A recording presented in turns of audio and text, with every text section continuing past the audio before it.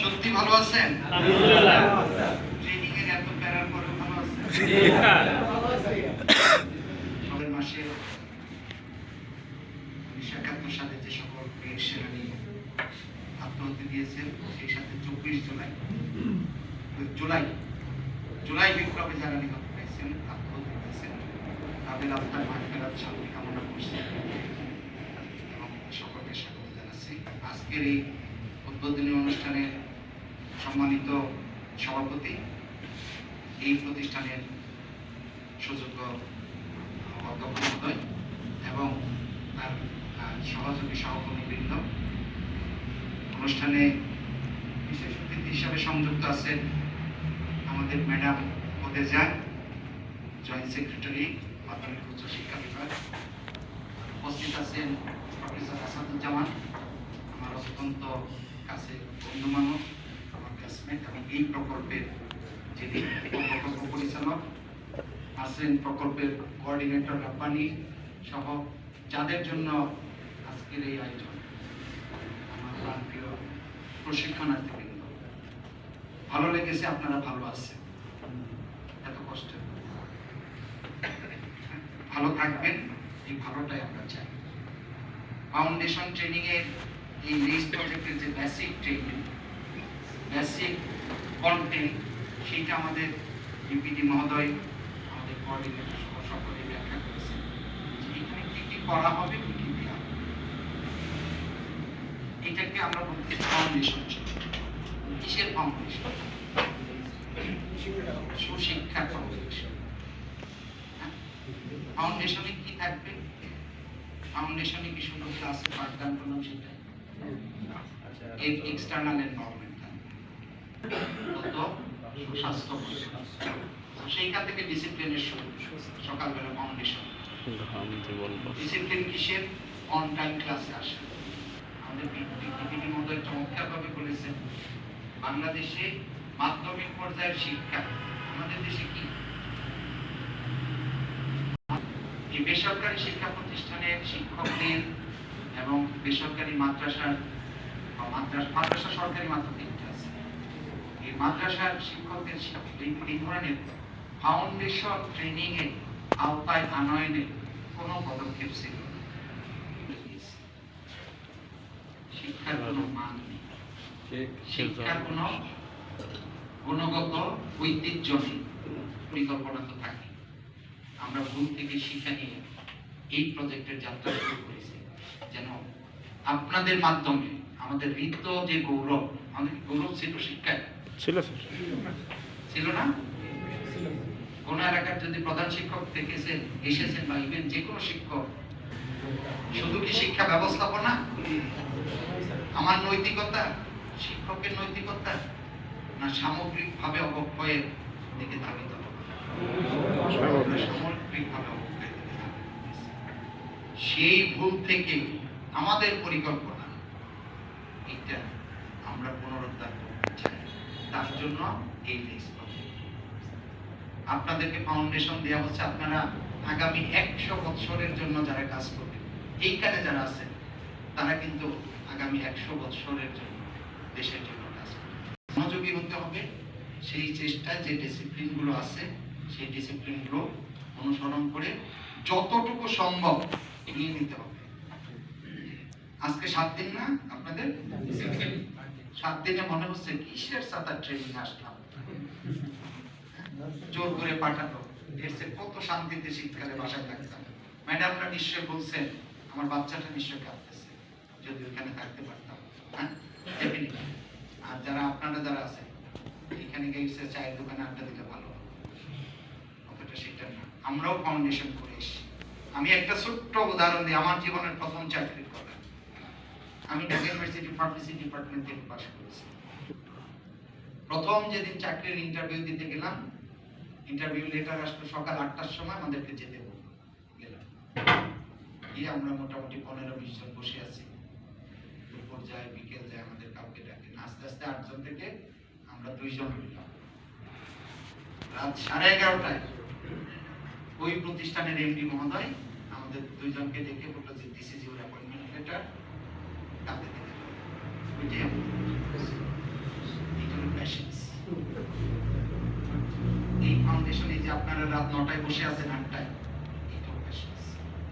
Already বলা হয়েছে যে ট্রেনিং ফর 56 ডেজ। 56 ডেজ মানে 56 ডেজ। মানে ওইটাকে স্যাক্রিফাইস করতে হবে। একদিকে পাওয়ার জন্য আরেকদিকে আপনাকে স্যাক্রিফাইস করতেই হবে। এর কিছু অপরচুনিটি কস্ট আছে। ইকোনমিক্সে যারা পড়েছেন শুনেছেন যে অপরচুনিটি কস্ট।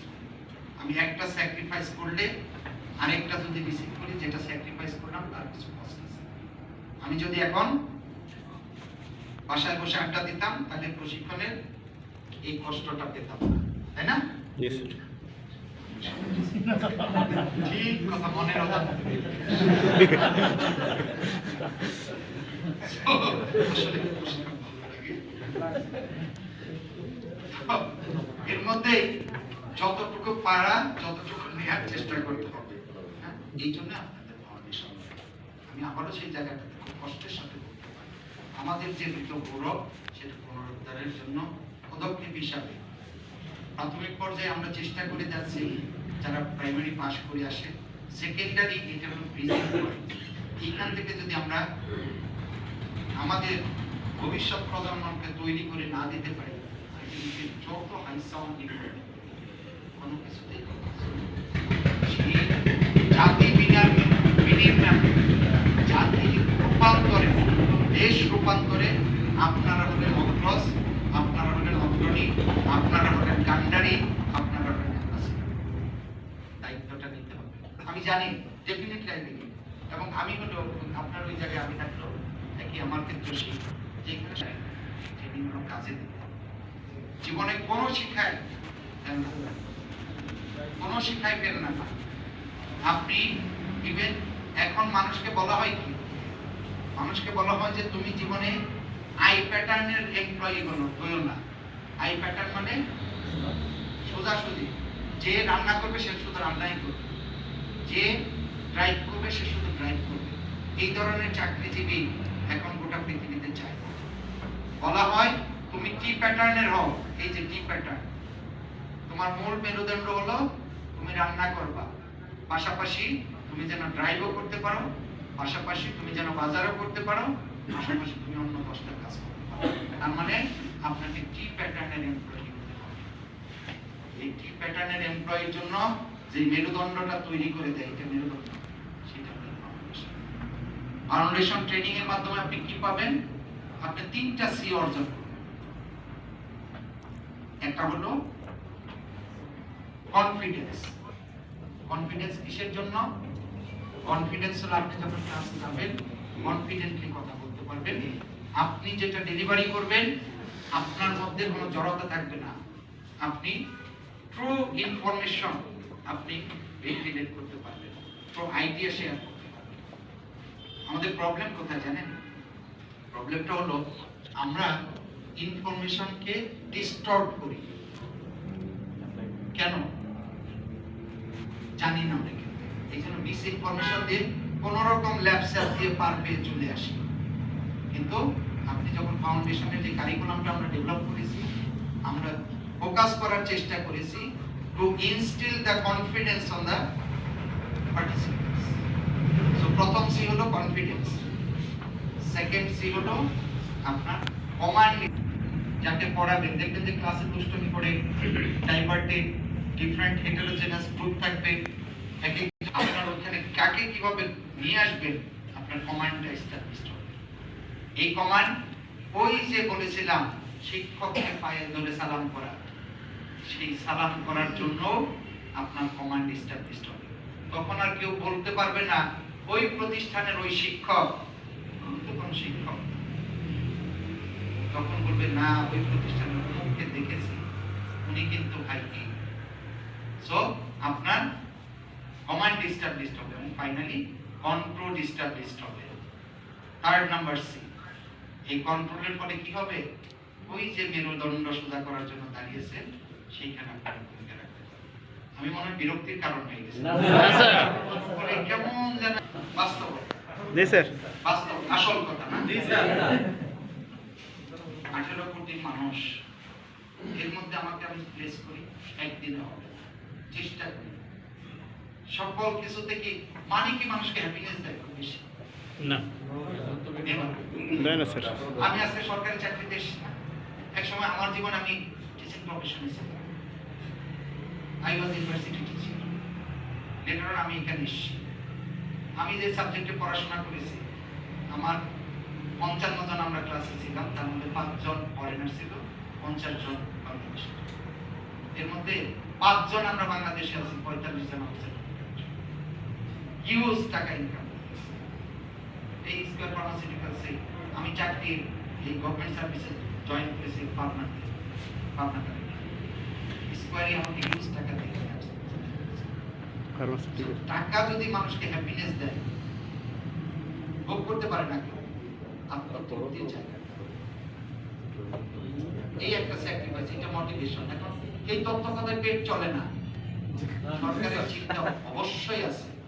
আপনারা যদি কোয়ালিটি অর্জন করতে পারেন, আমরা এগুলো নিয়ে পর্যালোচনা করেছি, সীমাবদ্ধতা আছে, এর মধ্যে চেষ্টা করেন। আপনারা কি করেন? জাতিকে খেদমত করেন। এই খেদমত সৎকারে জারিয়া, এইটাও কিন্তু একটা ভাবনা। সব মিলে একদিনে পারবো না, তারপরেও অন্য 10 জনের চেয়ে তো ভালো আছি। 100 জনের মধ্যে যদি কোয়ান্টিফাই করা হয়, আপনি তো 20 জনের মধ্যে করবেন, আমি তো 20 জনের মধ্যে করব, বা একজনের মধ্যে, 5 জনের মধ্যে করব, আলহামদুলিল্লাহ।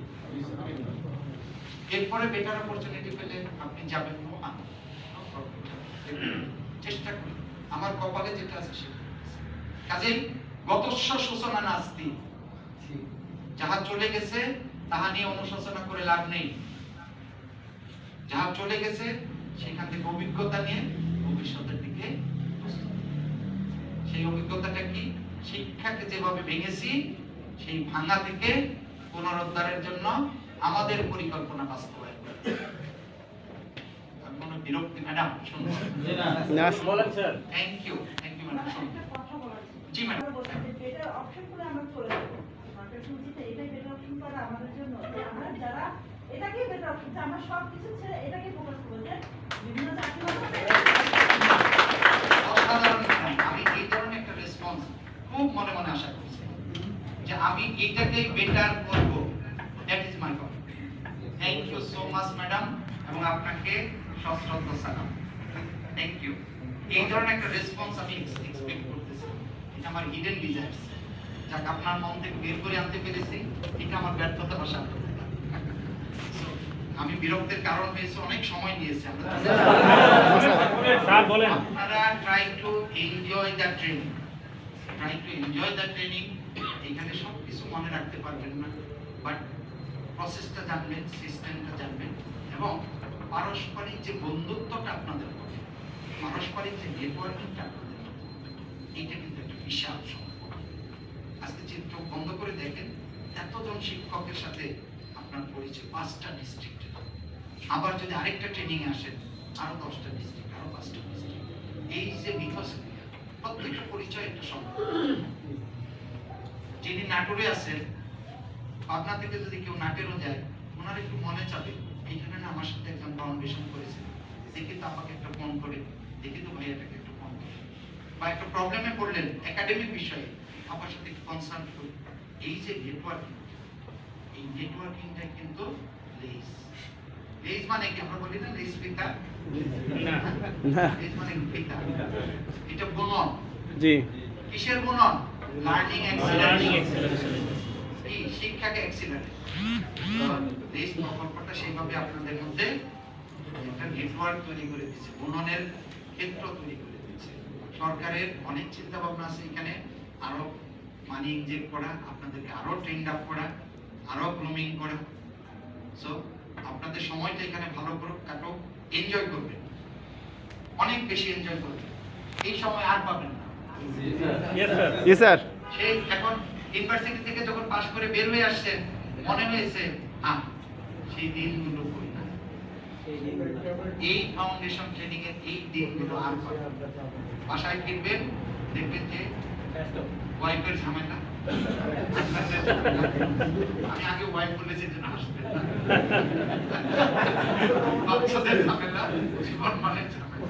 তারপরেও এই যে আপনার এই যে খেলাধুলার বিষয়গুলো আছে, কো-কারিকুলার অ্যাক্টিভিটিস গুলো আছে, প্রত্যেকটাকে এনজয় করবেন। কারণ অলরেডি আমাদের ডিপিটি মহোদয় বলেছেন, these are the indicators for your evaluation. এগুলো প্রত্যেকটা জায়গায় আপনি কিভাবে ওখানে আচরণ করেন খেলার মাঠে, সেটা কিন্তু রেকর্ড হবে। আপনি ঘুম থেকে উঠে বা সকালবেলা যখন ব্রেকফাস্টে যাচ্ছেন, how you are behaving in the table manner, এটাও কিন্তু রেকর্ড হবে। ওই যে 2 ব্যাচ থেকে 4 জন বের হবে, এই 4 জন কিভাবে হবে, এই সকল indicator। আপনাদেরকে একটু ইচ্ছে করে না যে যাই দেশের বাইরে বিস্তার করতে? অনেকেরই মনে হয়, কি? So, সেইটাকে আপনারা অ্যাভেল করার চেষ্টা করেন। আমাদের টার্গেট আছে যদি সুযোগ হয় আমরা এই সংখ্যাটাকে বাড়াবো।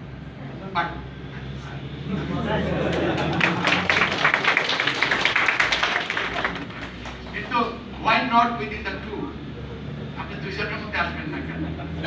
সেটাকে ফাইট করুন। সবাই ইচ্ছে করে স্যার। হ্যাঁ, ইচ্ছে করে এই ইচ্ছাটাকেই আপনি স্পিরিট হিসেবে, ইচ্ছাটাকে আপনার মোটিভেশন হিসেবে, ইচ্ছাটাকে আপনার ড্রাইভিং ফোর্স হিসেবে, অনলি দেন আপনারা পারবেন। তা আমি অনেক অনেক লম্বা সময় দিয়েছি। My apology to you all. আপনারা ভালো থাকবেন, সুস্থ থাকবেন, সুন্দরভাবে ট্রেনিং করবেন।